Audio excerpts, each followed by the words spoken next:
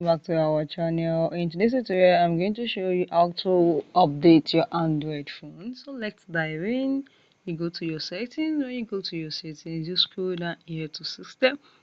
Then here you see your system updates around there. If you don't see it on the top here, you're gonna scroll down here and you're definitely going to find it either this down here. But here this is it. Check update. So let's see if there's an update to my phone. Just click on the system update. Okay, see here we have to update. Is it online update or local update? So let's click on online update first, and this is it. Is using data now, download the for mobile, and you can see, so you click on continue. Let's see if there's any update on my phone. So that is it. Say download pass. So you see your cellular is update for my phone. Like, let me click resume, and this is it. You can see connect to your cellular. Let's see if there's an update. You can see my system is now starting to update. So once this update finish, let's see install the system update.